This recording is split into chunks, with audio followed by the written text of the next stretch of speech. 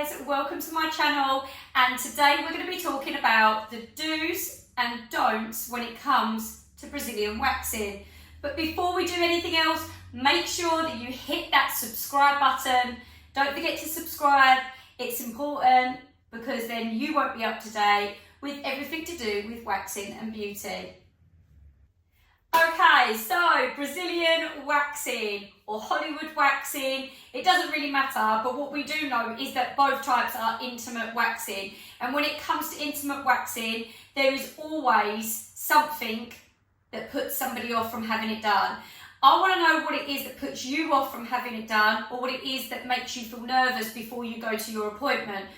Is it because you're worried about your own personal self, like your shape, your size, or something down there that might put you off?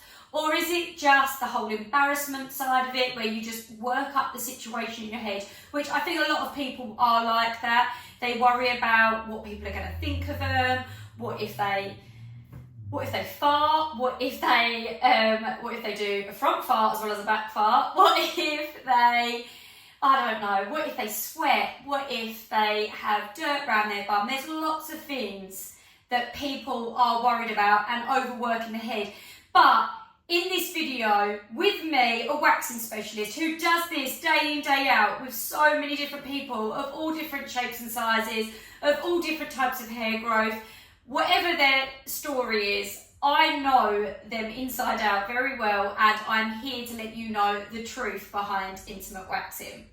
Okay, so first thing, the first thing you need to know is a do. Do grow your hair the right length.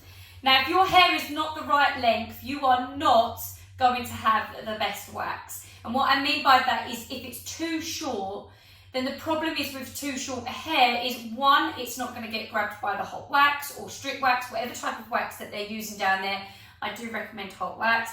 If they are waxing you with whatever type of wax, they need to have that hair growth at least a grain of rice in length. So that does mean making sure that you have, from the last shave, whatever it is, removal cream, it doesn't matter what you've done, if you have took away that top layer of hair to the skin, it will need at least 10 to 14 days to grow. Now, I know there is some of you out there that has got fast growing hair and will probably say, I'll have that in about 3-4 days. If that's the case, then fine, but it does need to all be through and it does need to be a grain of rice. Otherwise, what happens is, one, it's going to end up tugging at the hair, won't come out at the root, which means it's going to be really painful, that bounce back constantly against your hair and your skin, going back in and hurting. So it will be more painful if it's too short. Second thing, it could snap hair because it hasn't got a proper grip onto it. And lastly, this is what's going to be really frustrating, is if you take a load of hair out that is there, give it a few days after your wax and more hair starts growing through because you didn't let it all grow up to the skin surface and beyond. We've got different layers of hair growth going on when we shave or use hair removal cream or any other technique. And we're going to have these basically shorter, medium and longer growing hair. What you don't want to do is go and wax a load and then a week later you're back in another growth cycle. So you're going to then end up with 2 different hair growth cycles within the same month that you don't want. You just want to have one growth cycle, one wax once a month. Once you start waxing, your next wax will be due about 4 to 5 weeks, a minimum 4 to 5 weeks. If you go at like 2-3 weeks when there's teeny little hairs shooting through, you will have the same issue again with 2 different hair growth cycles, which does become annoying and it becomes more work. And that's the whole point of doing waxing, is it should be less work.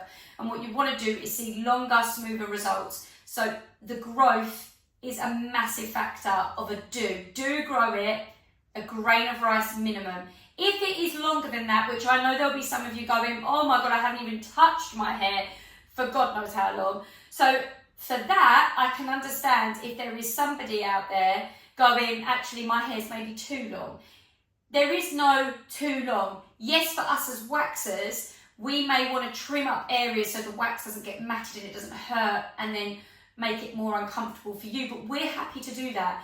We're happy to trim, we're happy to get scissors or whatever we need to do to get it to the right length so it doesn't get matted in the wax and that it makes it more comfortable for you.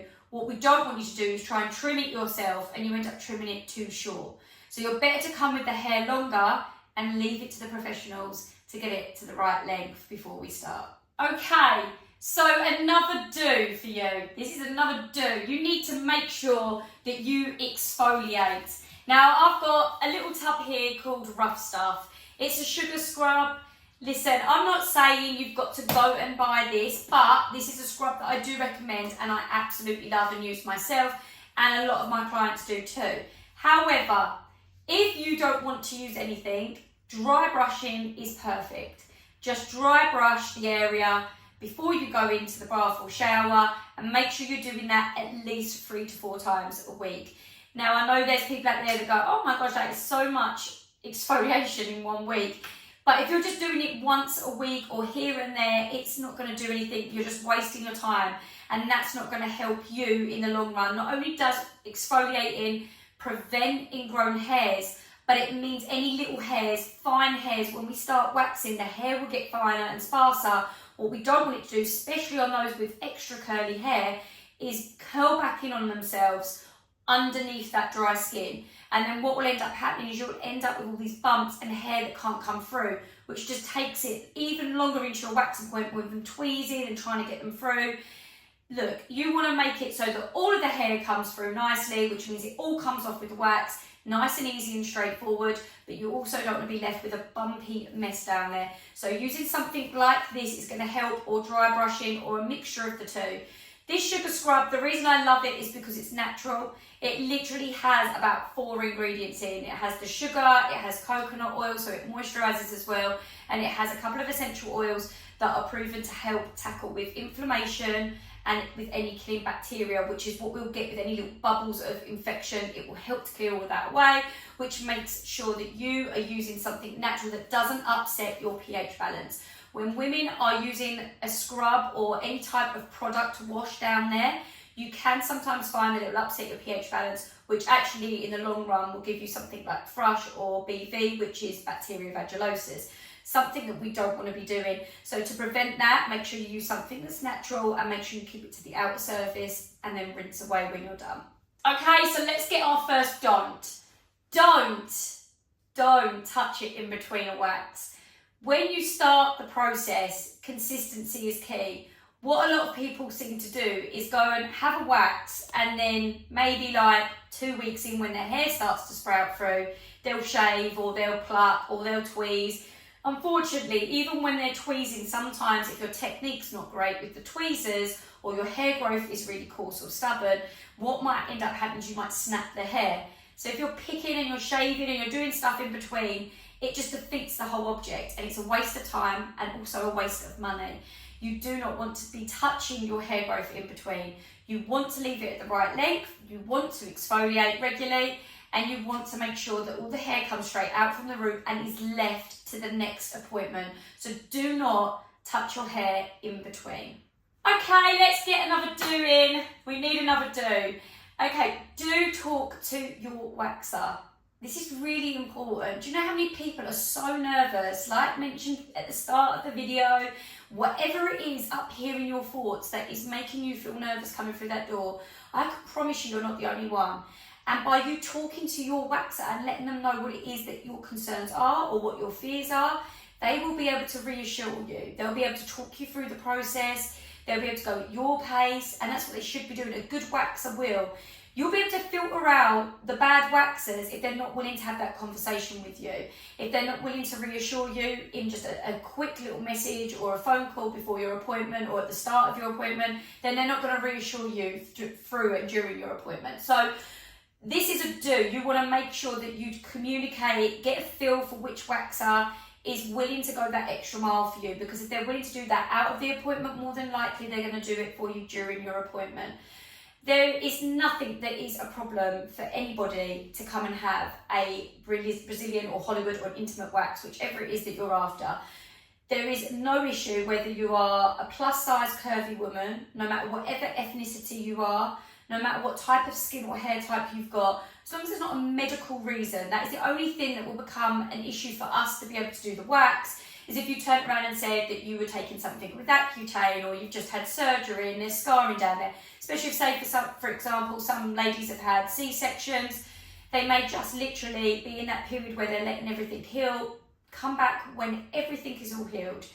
It's okay to sit and wait. We will communicate with all them things that may be an issue, but none of them will be your physical self. I have ladies that come to me with stoma bags, other disabilities that they may have, that means that they need help getting in and out of the room and on and off the couch, whether they're not able to get onto their all fours because they've had knee surgery or something like that, or they're on crutches for whatever reason. It's fine, we'll adapt and put you into other positions. There's lots of positions I could get you into. I can drop your leg to the side. I can get you to lay on your side and put one leg over. If you feel more comfortable tucking your knees into your chest, as much as I prefer all fours to get every single hair, if there is a reason why you can't get in a certain position, that's fine. I will do my very best by putting you in another position and doing what I can with you in that position. It's always just a conversation. That's all it is a conversation to put your mind at ease and for us to feel up to date with how you're feeling. Whether that means maybe that you've been in this position for too long when we're doing the front with your feet together and your knees apart, and you feel like your legs are shaking, or that your knees are getting stiff, or your hips are feeling stiff. Okay, that's fine. Let us know. Can I have a break? I, as a waxer, will always ask, do you need a few moments if I can see that someone's struggling? Do you need 2 seconds to stretch your legs out and have 5 seconds? Yeah, that's fine, no problem. I'll get the tweezers out while you have your legs straight, and I can just pick up some little other hairs. I don't have to sit there and wait for 20 minutes because we can do other things. I can cleanse up an area somewhere else, or I can double check the tweezers, or I can get my wax pots filled up a bit more with some more spatulas while I'm waiting in between. We can talk, we can go through whatever you want to do. That's why, as much as I'm a speed waxer, that's when sometimes speed is not always top priority. You're my top priority. You're the person that I care about that's laying there. I don't want you to feel intimidated by anything. I don't want you to feel uncomfortable. I always book out a big enough slot for everybody because everyone's circumstances can change. Something can happen in their personal life that can make that appointment a little bit harder to get to. And that's why I leave extra time for every single appointment. Okay, let's squeeze another don't in. So a don't is don't have caffeine before your appointment. If you are somebody that is more sensitive and you just don't have the highest pain threshold, then what I would say is get your appointment booked in first thing in the morning. Try and get morning appointments. So if you've had a good night's sleep and you're well rested and you're up and ready for the day, your energy levels, everything about you is going to be so much more higher than at the end of the day and in an evening when you're tired and you're a little bit fed up, you're hungry, you're sleepy, you want to get home, your sensitivity is going to be a lot higher. So if that's the case, get your morning appointment. Get there in the morning. Don't have caffeine before your appointment. Caffeine brings your sensitivity up more, which means you're going to feel everything. Now, we can wax you during your period. So do let us know if you're on your period because we are happy to wax you. It's not a problem. Don't ever think that's a subject to avoid. We just see a tampon string. That is it. A tampon is placed and the string comes out. So all we see is completely everything like normal, but just a little string hanging out in the middle. We move the string side to side while we wax. So it's not a problem, but your sensitivity may be higher. You may feel it a little bit more. Nothing should be ever painful. Nothing should ever be really unbearable. If it's unbearable, there may be something that's a bit more underlining. Like, for example, I don't know, maybe you're pregnant, maybe the wax is too hot. It could be lots of little things that might be making it a little bit too sensitive for you. But that doesn't mean that there's something completely going wrong. Just communicate and we'll get to the bottom of what it is that's making you feel a little bit more sensitive, shall we say. But it should maybe be a bit pinchy, especially if it's your first ever wax. If you've got shaver's hair, it will always hurt a little bit more on that first appointment. So this is why I would say avoid the caffeine, have an early morning appointment if you can, because that is going to help with obviously it being a bit more comfortable. Have a bath or a shower. So this is another do. Do have a warm bath or shower just beforehand. One, hygiene is always key, so we're always going to want to feel nice and fresh before we go. Your waxer will appreciate it, but also it will help to soften everything and it will just make sure that your pores are a little bit more open so that that hair comes through a little bit easier. So have that bath, that nice warm bath or shower beforehand. If you can't, don't worry, just have one in the morning. If you've got a later one, you've got to go to work, and just freshen up when you get there, but avoid that caffeine before your appointment, and that will help slightly. Some people swear by having painkillers. I would say that for me personally, I don't believe that they really do much, because you're not in any unbearable pain. So the painkillers really would only work and tackle unbearable pain or a lingering pain. You're not in any lingering pain. I would say that if you're going to take painkillers, that is your personal choice. I wouldn't advise it. I wouldn't personally recommend it to any of my clients. But if they choose to, just keep it to paracetamol. Nothing that is a blood thinner.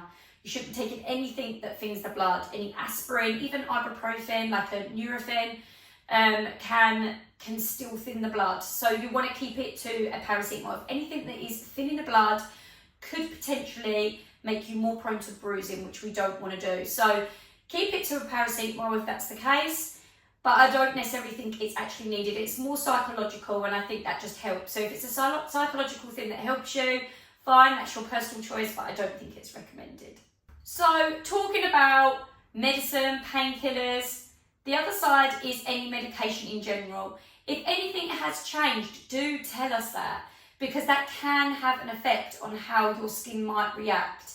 Now, if you're taking anything with Accutane as an ingredient, then you shouldn't be getting waxed, full stop. No matter if you're taking it orally as a tablet, that can still be in your system for up to 6 months after you stop taking it. So you will need to make sure these things are made clear to your waxer, even down to changing our contraceptive. So I've got many clients that have gone from having a coil to having an implant. Some have gone through the injection. Now, every time we swap or change things, our body takes up to 6 months to settle. Now, for the first 6 months of anything that's new, that doesn't mean that you won't be able to necessarily have your wax. It just means by us being aware, we can wax with more caution than normal. We'll be able to see and keep a bit more of a closer eye on that skin reaction and double check that nothing is happening down there that it shouldn't. I've known women in the past that have had waxes where they've a little bit of the skin might have lifted, or they might be a bit more sensitive and the reaction's been more warm, more red, just a little bit more fierce looking. Now that can be down to your hormones being all unbalanced and trying to settle back down again. So just bear that in mind. Anything that has changed, make sure that they're aware of it, because it could affect the way your wax is. Even down to if you've been on antibiotics, if you've been under the weather for anything, if you're being treated for anything, then things should be made aware to us. Now, most waxers should be out there double checking them things anyway. Anything that I need to know about anything that's changed, they should be asking, but they might not always ask, because if you're a regular to seeing them, then they're going to want you just to keep them updated and expect you to maybe do that. So just if anything's changed, no matter how small it might be, just go and say, look, I've got a little update. I don't know if it affects it or not, but I feel better by letting you know. That just puts us in a better light of understanding what's going on, or what we might maybe expect to see during your wax. Okay, so this one here is a do expect. Do expect to sweat. And the reason I say this is so many women apologise to me continuously about how they are sweating. Oh, I didn't expect to get that hot. They're like this, pulling their clothes out, holding it back where they're dripping with sweat. Oh my God, I'm so sorry, as they turn over. They don't want you to touch them because they feel sliding, they're embarrassed by it. Listen, do expect it. Do expect to get hot. You will naturally just get very hot and sweaty through just maybe a little bit of anxiety, a bit of maybe just the room gets warm, just through the wax in general. If you're using any wax on the skin, an automatic reaction for the skin is to be a little bit warm after it's been waxed. That can just bring on a little bit more heat for you. So women do sweat. Don't feel the need to apologise. We're fine with it. We've seen it a million times. You won't be the first and you won't be the last. The amount of times that I've had actual sweat dripping off the edge of this bed, I'm wiping, I've got drip marks on the floor. So for the waxers, do wear something that's slip-proof on your feet, because the amount of sweat that goes around in the room is a little bit crazy, but it's fine. And here's a little thing that you may need to expect if you are a little bit more sweatier. Now, if you're hot, and it doesn't necessarily mean that you're a sweaty person, but if it's 40 degrees, 30 odd degrees, and you're having a heat wave and the room hasn't got any aircon or the fan system isn't that great, you're going to get even extra hot and sweaty than you normally would. So expect a bit of powder to be applied. If there's somebody that don't normally use powder in their appointment, they may decide to start putting a bit of powder on the skin. That's nothing to be alarmed from. It's a way and a technique for us to just absorb any moisture. I find that in the hotter months, especially when it's like at the moment, like today's weather's been like 30 degrees, something like that. In the UK, we're not the best at being able to cope in the heat. We don't have aircon everywhere, and our houses store heat more than actually release the heat. So it is very, very hot, and it's very clammy, and it's not the nicest of heat to work in. Any waxer will be able to vouch for me on this one. Waxing in a hot room is not a great combination. So when it's hot like this, what I find that when I put the powder on the front, if they've had the front done and then they decide, yeah, I do want the back, then I turn them over and get them onto all fours. That's when I find the skin feels clammy. And it doesn't matter how much I wipe it up and try and dry off the body using couch roll or cotton wool and a bit of spray, the skin now is clammy and it feels tacky. So I don't want to then go and apply any hot wax to that area, even strip wax. It would slide off the skin and it would actually probably tug away at the skin more and be actually more painful. The best thing that you can do is apply a bit of powder to the area just to absorb any moisture, and then that will just help to let the wax actually cling on properly and actually grab the hair and not the skin. So don't be alarmed if we're putting powder even around by the bum. If you've been sweating around there, we're just going to apply it wherever, if that means it's going to absorb the moisture. This one is an interesting one. Okay, so we're going to talk about it because it's normal and we just need to normalise things, and there's no point in me doing a video saying this is what do's and don'ts and what to expect and this is real if I don't talk about real stuff. And something that is, I suppose, a worry for a lot of women is that they're going to maybe fart. When they're having their bum wax, they're worrying that they're going to do a fart and that we're going to sit there and judge them for it. They're going to be the first person that's ever done it. Now, I haven't come across many women that have, but what I have come across is a lot of women that do a nunny fart, shall we call it. So they get a bit of air that's released from their nunny when they're sitting in a certain position. The air can sometimes suck back in, and a lot of that comes down to the way that you're breathing. So if you're not breathing, like taking deep breaths in and out, and you're just holding your breath through the whole thing and then absorbing up a bit of air as something gets pulled, then you're going to be tense. And as you tense, the air is going to then suck back up. If you're in a certain position, it's going to be easier to do. Even if you're someone that doesn't know how to do it, you'll be surprised it will kind of suck back in. And as you go to relax and breathe out, that's when it gets released. So yeah, you can hear these things, they go off in the room, and we aren't bothered by it, trust me. We've heard it and it's not a problem. But what I would say, if it's a fear of yours or it's something that you're conscious of, what I would do is just make sure you're taking deep breaths in and out. Relax as best as you can. The more tense you are, the more you're holding your breath and absorbing big breaths of air, you're more likely to get it to happen. So just relax. It's not an issue if it does, but take as many deep breaths as you can, even if it means it helps for them to count in and so you can breathe in and out before they pull. Again, that's where you do communicate with your waxer, and that will help if you're somebody that is worried about it or anxious that it might happen. So these aren't necessarily do's or don'ts, but this is something that I just want to just touch base on a little bit. They cry, they laugh, they share. It is a room that should be a safe zone. If you're somebody that is worried about what your underwear looks like, who cares? If anything, we want you to come in your old underwear, something that's breathable, cotton loose pair of big knickers, because that's going to just be nicer against your freshly waxed skin. So don't worry about that. That again, saying what you're wearing. Some people come with really tight jeans on, tights and loads of layers. It's going to be horrible for you getting on and off. Just come in, if you want to, even come in your pajamas, because me personally, I work from an outbuilding at mine, so I have like a salon that is very private, and you can come in your pajamas if you want, we don't care.